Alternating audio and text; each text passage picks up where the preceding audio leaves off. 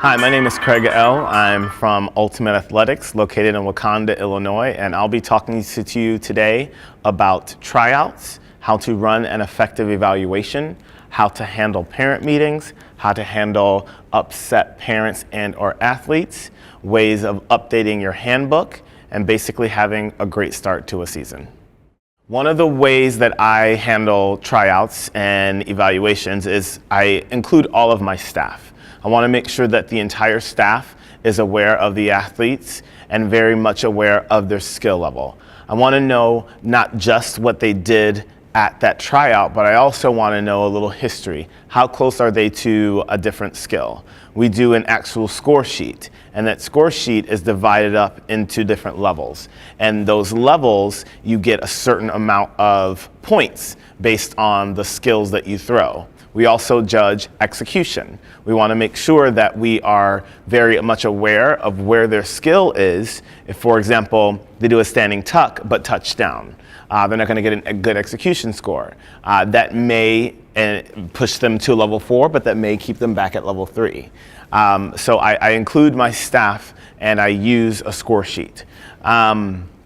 Another thing that we do for tryouts is we make sure that we have stations so that we can move tryouts along quickly. We want to make sure that athletes are not feeling very overwhelmed, like there's this huge panel in front of them. We separate our staff and we treat it more like a practice or a class so that the kids don't feel overwhelmed. Although it's not a bad thing to see kids and how they react under pressure.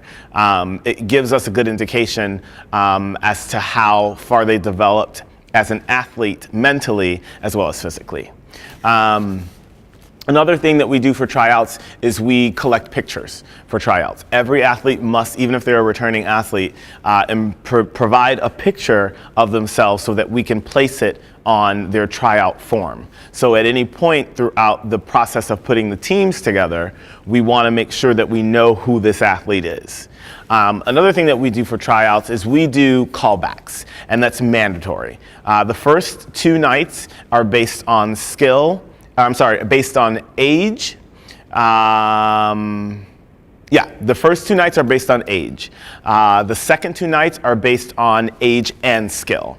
So what we do is we put the tentative teams together on those second 2 nights so that we actually know if we have enough bases or enough back spots. We don't want a team full of flyers.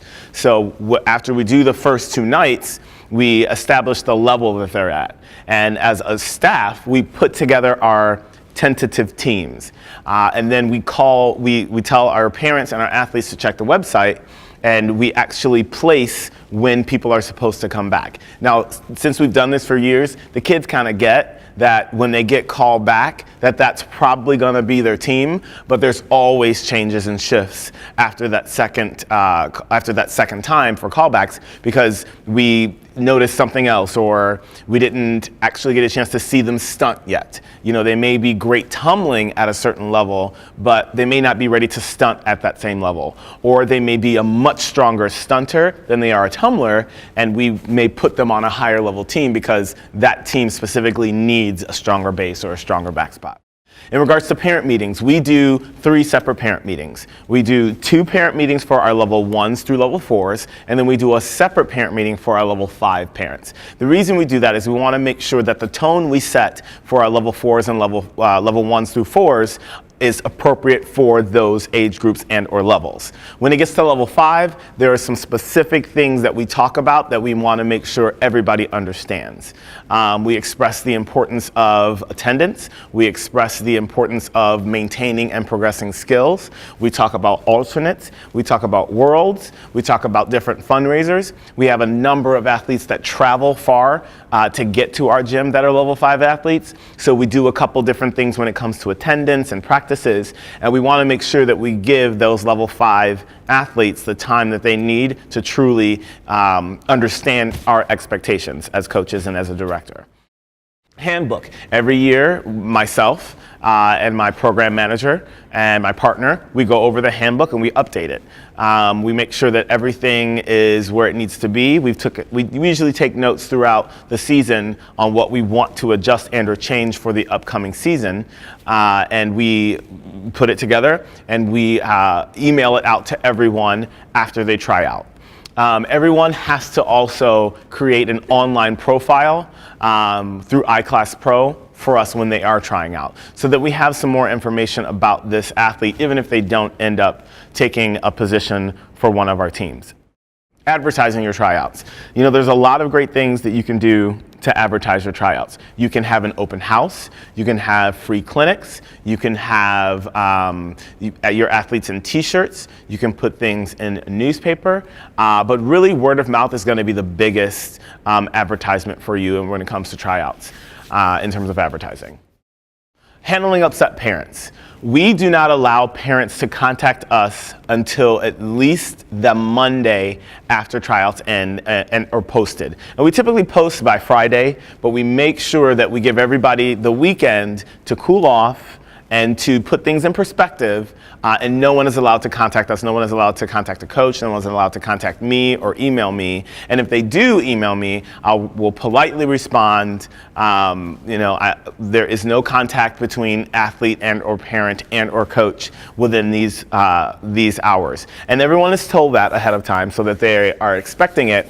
And typically, when we do that, people are not communicating with me or my coaches in an emotional way. They've thought things through, they've had a chance to talk to their athlete, maybe they, have calmed down, but it just makes the communication process a little smoother. It's not as emotional.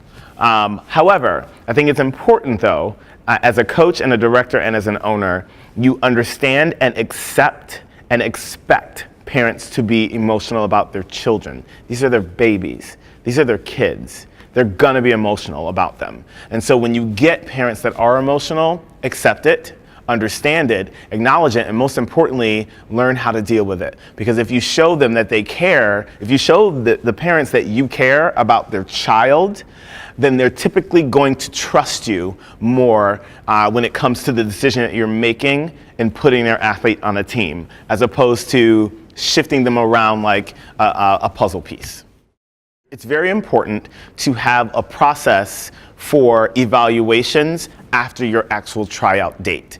When you have athletes that come into your gym throughout the season and they've missed that parent meeting or they've missed the tryout experience, you want to make sure that there is a process that you have in place that gets them caught up to speed, and it's automatic. When an athlete comes into our gym, they get evaluated the same way the athletes did at tryouts, but in addition to that, we have what we call a new family orientation. My program manager is in charge of handling all new family orientations, and at that time, our program manager explains classes, practices, the financials, paperwork, make sure that they have their online profile completed. You want to make sure that you don't lose the sense of urgency and your organization throughout the season, because you could have kids coming to your gym to try out, and if you're not organized, you can lose their contact information and potentially lose that customer. You don't want the first impression